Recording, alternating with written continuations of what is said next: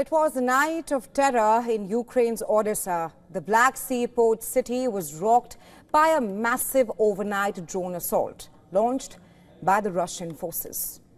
Such was the scale of the attack that the drone attack ignited fires, destroyed homes and forced emergency crew into frantic rescue operations. As the war grinds on, Ukraine's President Volodymyr Zelensky has doubled down on his appeal for talks. He has urged Moscow to agree to a ceasefire to halt its onslaught on civilians.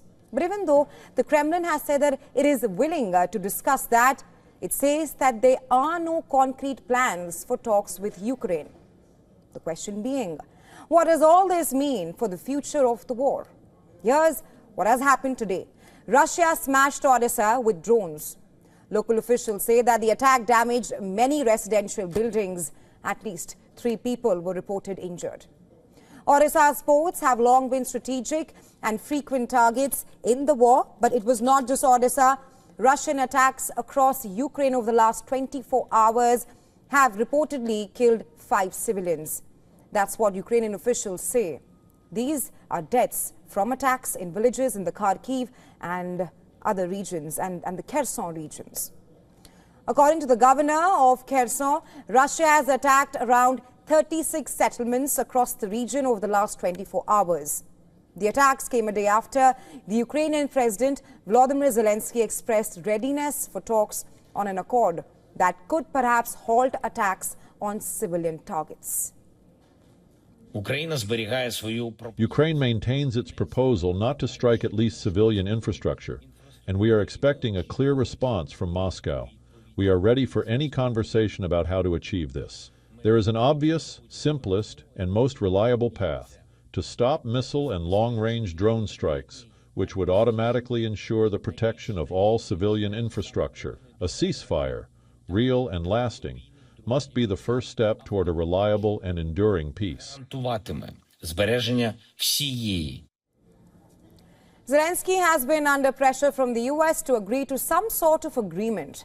He's even been warned of potential withdrawal of American support if that does not happen.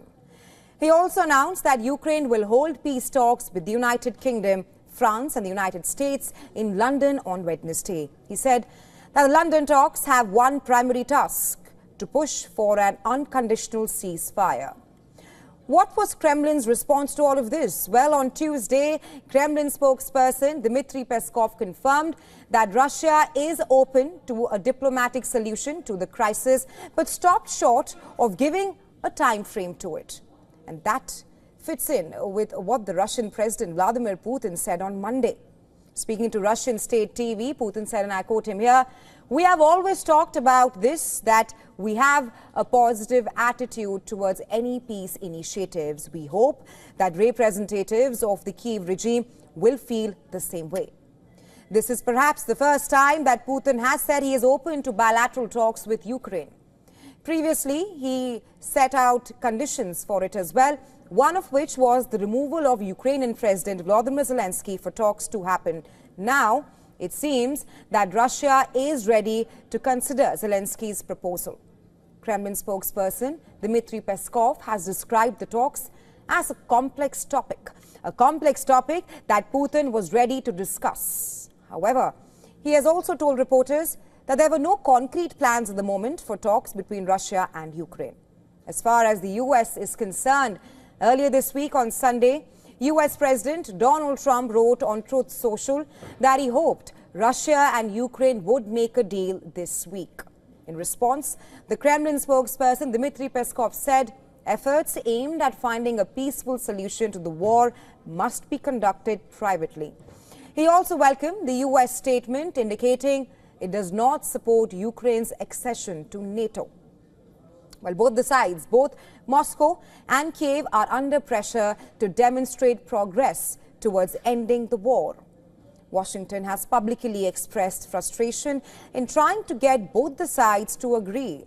We saw it in the way Trump threatened just last week to abandon attempts altogether, and then in U.S. Secretary of State Marco Rubio's statement last week, in which he said to end American efforts to stop the Ukraine war within days if there are no signs of progress.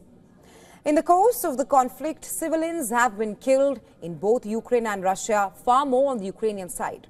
Russia has frequently said it is open to talks with Ukraine, but that Kiev made that legally impossible under a 2022 Zelensky decree.